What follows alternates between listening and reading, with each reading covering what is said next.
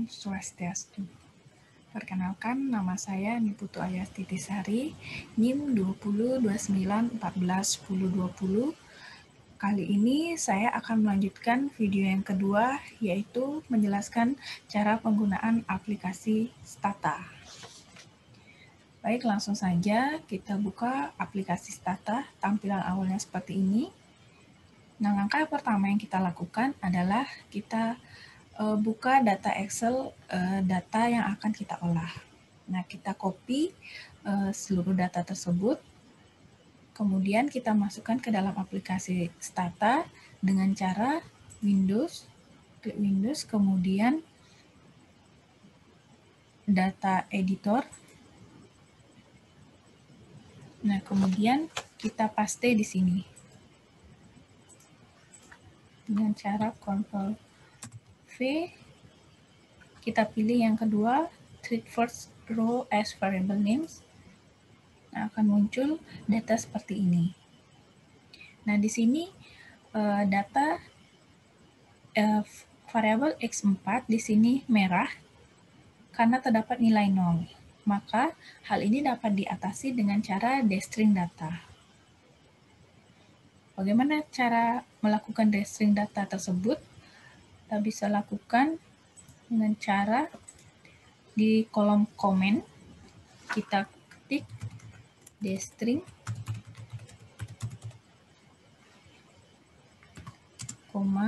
replace. Kemudian klik enter.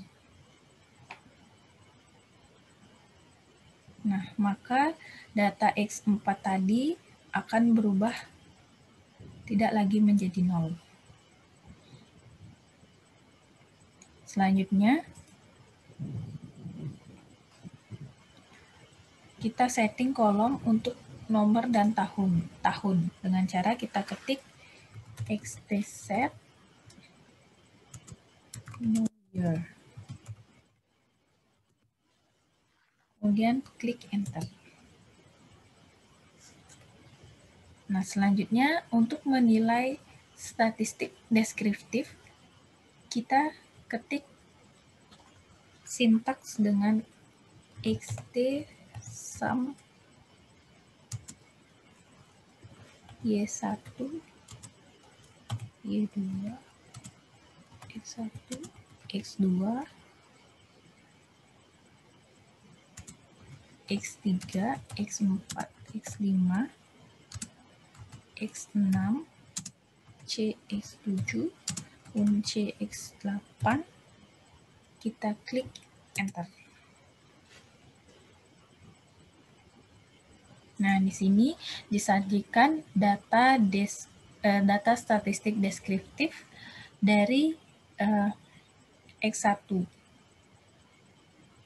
Misalnya X1 kita lihat variabel kontrolnya, kita lihat rata-ratanya di kolom min sebesar 2,71. Misalnya X1 minnya dengan 2,71, standar deviasinya sebesar sekian, kemudian nilai minimalnya sekian, nilai maksimalnya sekian dengan nilai N sebesar 270.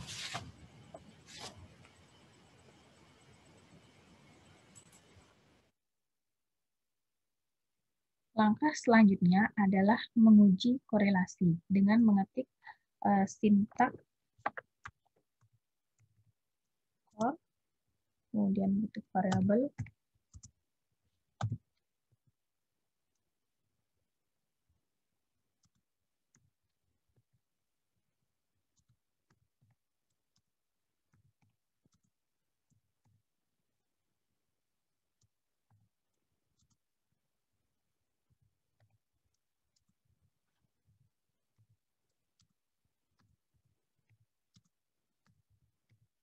kemudian klik enter. Nah, di sini korelasi ini berfungsi untuk menguji keeratan antar variabel. Kita lihat jika nilainya berada di antara 0,81 hingga 0,99, maka hubungannya erat atau sangat erat. Jika berada pada 0,61 hingga 0,81, maka hubungannya kuat. Jika 0,41 hingga 0,60 bisa dikatakan hubungannya sedang. Jika 0,21 sampai 0,4 hubungannya lemah. Jika 0,1 sampai 0,2 hubungannya sangat lemah. Namun jika 0, maka tidak ada hubungan sama sekali.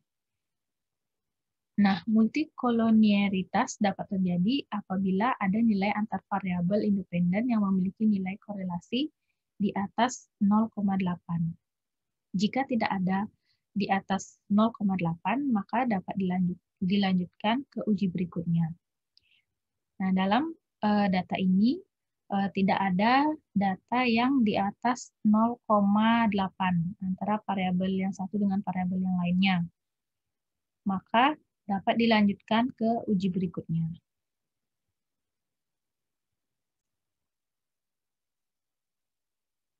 Setelah pengujian korelasi dapat dilanjutkan dengan uji regresi dengan mengetik sintak regress, kemudian variabel.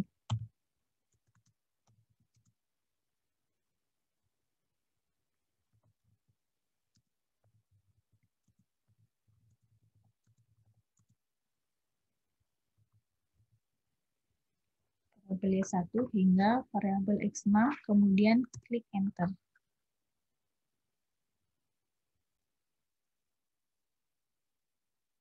Kemudian muncul data seperti ini. Nah, sebelum kita melihat nilai yang terdapat dalam tabel, kita lihat yang di bagian atasnya terlebih dahulu, yaitu number of OBS. Ini artinya jumlah data yang diolah, yaitu totalnya 270.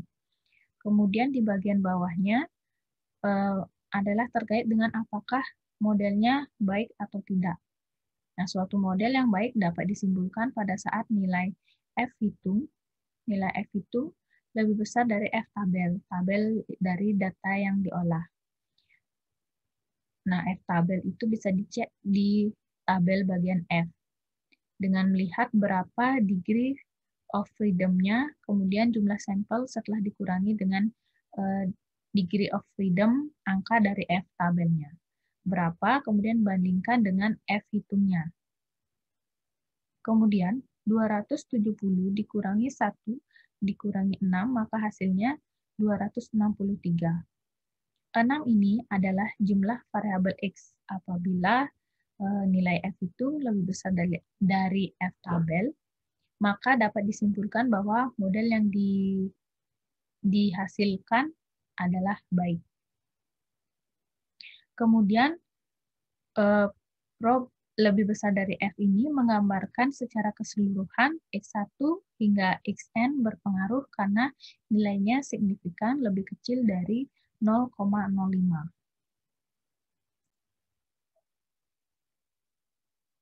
Hal ini menandakan hubungannya secara simultan, yaitu X1 ke X6 diregres ke Y1, yaitu hasilnya di bawah 0,5. Maka X1 hingga X6 berpengaruh terhadap Y1. Kemudian kita lihat R square-nya, nilainya adalah 0,54. Maka kemampuan X1 ke X6 untuk bisa menjelaskan variabel Y1 sebesar 54,48%, sedangkan sisanya dijelaskan oleh variabel lain yang tidak diteliti. Kemudian untuk adjust R square-nya, nilai R kuadrat yang telah disesuaikan. Karena adanya penambahan variabel X, jadi kita samakan banyak variabel X yang diteliti menyebabkan adanya penyesuaian. Kemudian, untuk mengetahui adanya hubungan antara X1 dengan X1 terhadap Y, nilainya signifikan atau tidak, tingkat signifikannya bisa kita lihat di kolom P dan T, di mana P adalah probabilitas dan T adalah nilai T hitung. Kemudian yang perlu kita soroti adalah nilai koefisiennya. T Tingkat signifikan probability-nya adalah sebesar 0,05. Apabila nilai probabilitasnya di bawah 0,05, maka dapat disimpulkan bahwa hasilnya adalah signifikan. Nah, selain dari nilai P, bisa dilihat juga pada nilai T. Jadi, nilai T hitung harus dibandingkan dengan nilai T tabel sebesar 1,96.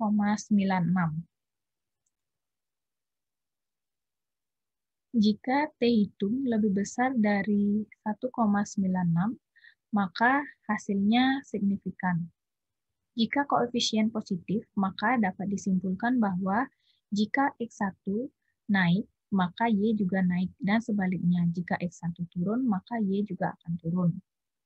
Untuk bisa menentukan hasilnya signifikan atau tidak, harus mengetahui apakah hipotesis yang sudah dirumuskan memiliki arah hubungan atau tidak.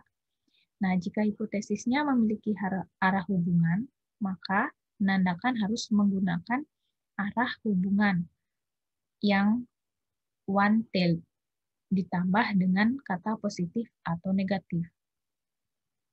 Jadi, X1 ini nilai probabilitasnya di bawah 0,05. Maka probabilitasnya signifikan. Kemudian nilai T-nya lebih besar dari 1,96. Dan nilai koefisiennya positif, maka dapat disimpulkan bahwa X1 berpengaruh positif terhadap Y, maka hipotesisnya diterima.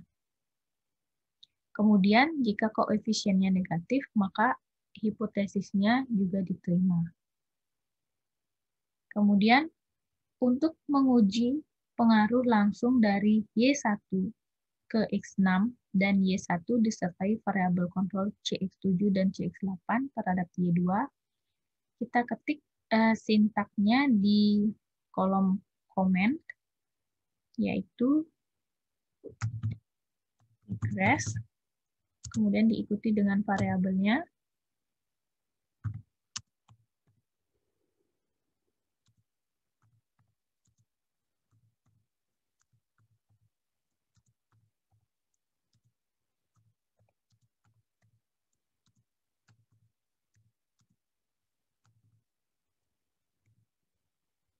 Kemudian kita klik tombol enter.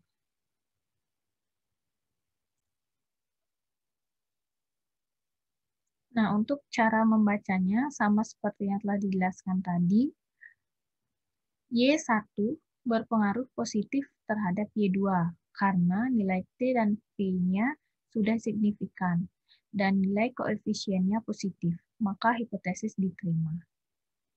Kemudian nilai X1 berpengaruh negatif terhadap Y2 karena nilai T dan P-nya sudah signifikan dan nilai koefisiennya negatif, maka hipotesis juga diterima. Untuk variabel X2 tidak berpengaruh dan begitu seterusnya. Untuk CX7 dan CX8 diabaikan karena termasuk variabel kontrol.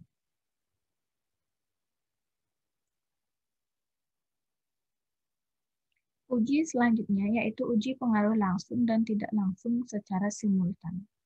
Nah, karena kita menguji model, maka kita harus menulis sintaknya dengan SEM.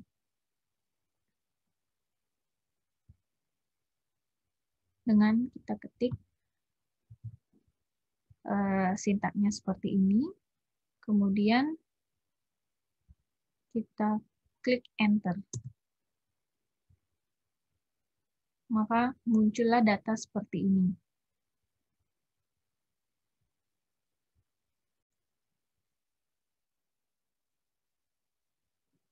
Nah, ini untuk hasil yang pertama, kemudian hasil untuk yang kedua, kita ketik sintaknya yaitu start effect. Kemudian klik enter.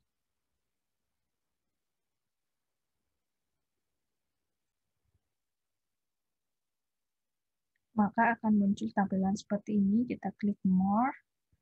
Nah, total effect ini ada direct effect dan indirect effect. Total effect merupakan penjumlahan dari direct effect dan indirect effect. Nah, bagaimana cara membacanya? Sama seperti yang sudah dijelaskan tadi, di mana dilihat dari P dan Z tabel. Karena menguji model, Z hitung lebih besar dari Z tabel. P lebih kecil dari 0,05.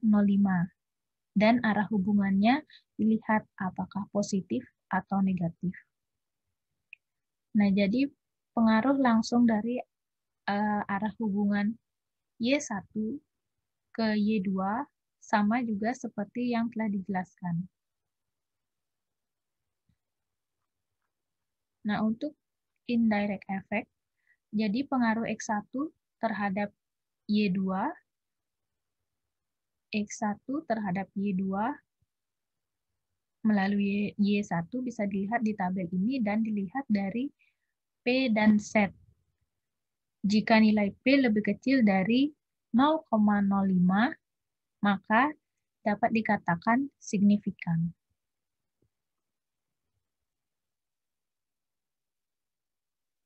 Nah, selanjutnya, setelah menguji model, selanjutnya yaitu uji asumsi klasik. Hal yang pertama dilakukan adalah multikolomniaritas. Caranya adalah dengan mengetik sintak seperti ini, regress Y1 sampai X6, kemudian klik enter, selanjutnya diikuti dengan sintak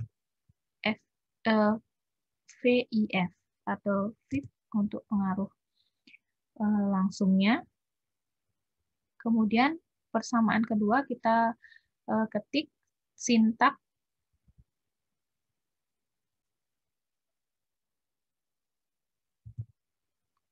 kita masukkan sintak seperti ini untuk persamaan kedua, kemudian klik enter, diikuti juga dengan sintak VIF, kemudian klik enter.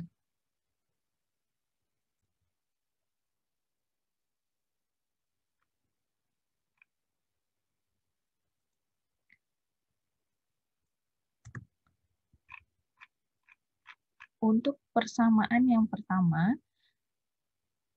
nah nilai VIF di sini sebesar yang ada di tabel ini, nilai VIF di sini tidak ada yang lebih dari 10. Maka dapat disimpulkan bahwa tidak terjadi multikolonialitas pada persamaan pertama. Nah, untuk persamaan kedua, di sini juga nilai VIF tidak ada yang lebih dari 10.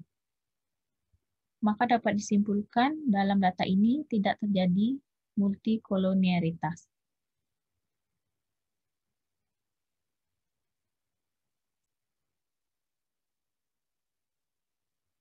Nah, uji selanjutnya yaitu uji autokorelasi. Nah, di sini untuk uji autokorelasi kita ketikkan sintak seperti ini, regress Y1 hingga X6, kemudian klik enter. Nah, akan muncul data seperti ini.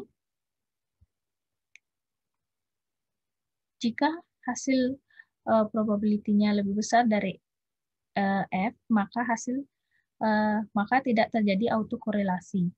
Dan tingkat signifikannya adalah 0,05. Jika lebih kecil, maka terjadi autokorelasi.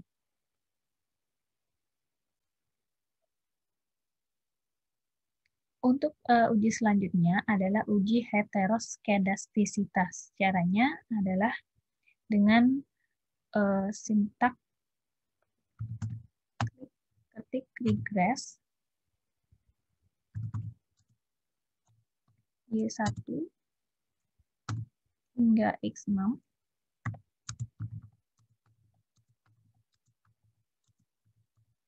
Kemudian klik enter. Selanjutnya diikuti dengan sintak hetes.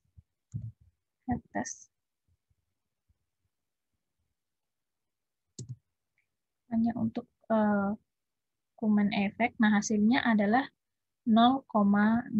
Jika hasil probability-nya lebih besar, hanya lebih kecil dari lebih kecil dari 0,05, maka terjadi heteroskedastisitas. Nah, bagaimana caranya untuk mengatasi adanya heteroskedastisitas ini? Harus melakukan dengan regresi robust.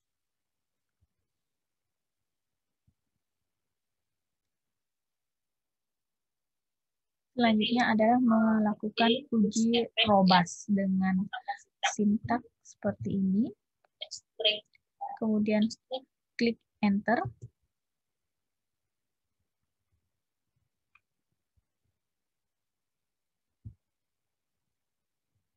Nah, robust ini diuji apabila sudah mengetahui mana model terbaik, mana yang lebih banyak signifikannya antara CE, FE, atau RE. Nah, setelah kita mengetahui yang mana yang terbaik, maka kita bisa melanjutkan ke uji heteros.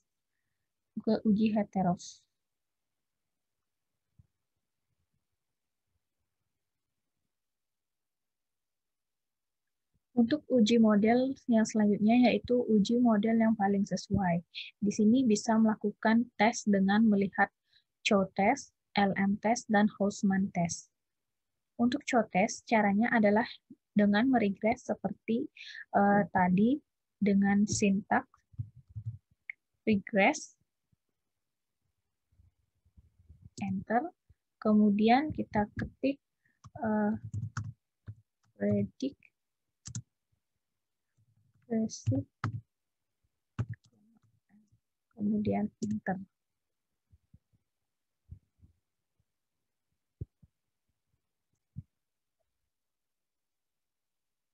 Selanjutnya dilanjutkan dengan sintaks extract seperti ini.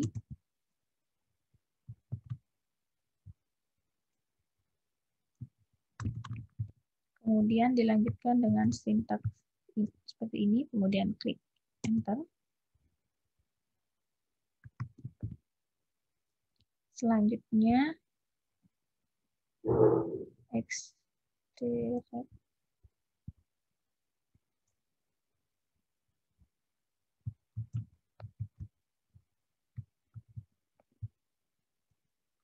kita masukkan sintaks seperti ini, kemudian klik enter.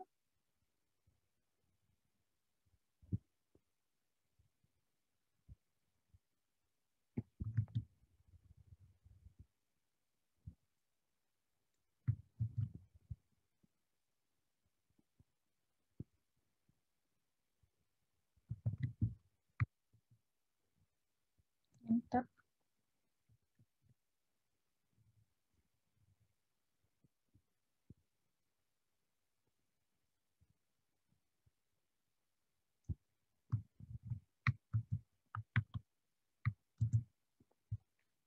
Ini untuk random effect dengan sintaks estimate store random, klik enter.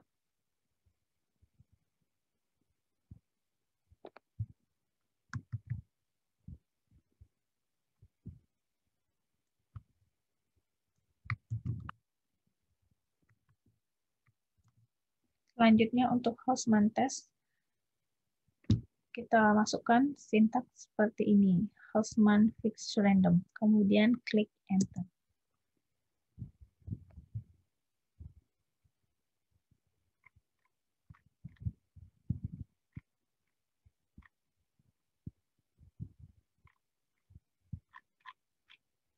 Kita dapatkan hasil data seperti ini. Untuk Chow test digunakan untuk membandingkan antara model LE dan FE.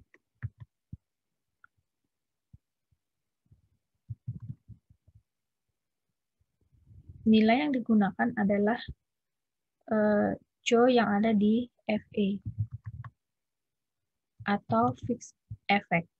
Jika rho lebih besar dari 0,05, maka fixed effect lebih baik dari common effect. Jika sebaliknya, maka model common effect yang lebih baik daripada fixed effect.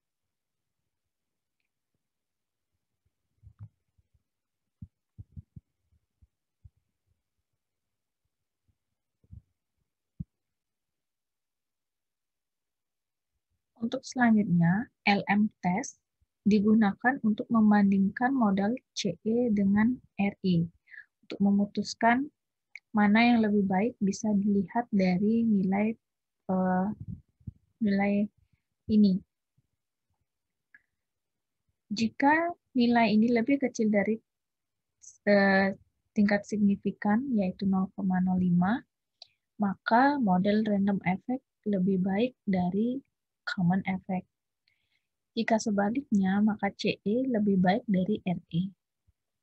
Nah, dari hasil pengujian tes ini, nilai ini adalah 0,0, maka RE lebih baik dari CE, atau random effect lebih baik dari common effect. Selanjutnya, Hausman test digunakan untuk membandingkan FE dengan RE untuk memutuskan mana yang lebih baik. Nah, bisa dilihat dari nilai ini. Jika nilainya lebih kecil dari 0,05, maka model FE lebih baik. Dan jika sebaliknya, maka RE yang lebih baik. Nah, dari hasil pengujian tes ini, nilainya adalah di bawah dari 0,05. Dapat disimpulkan bahwa fixed effect lebih baik dari random effect. Nah, kesimpulannya, model yang paling sesuai adalah fixed effect. Artinya, pengambilan hipotesis yang direkomendasikan adalah fixed effect yang lebih baik. Nah, maka untuk menguji masalah heteroskedastisitas adalah dengan memilih robust model fixed effect dengan cara mengetik sintaks seperti ini.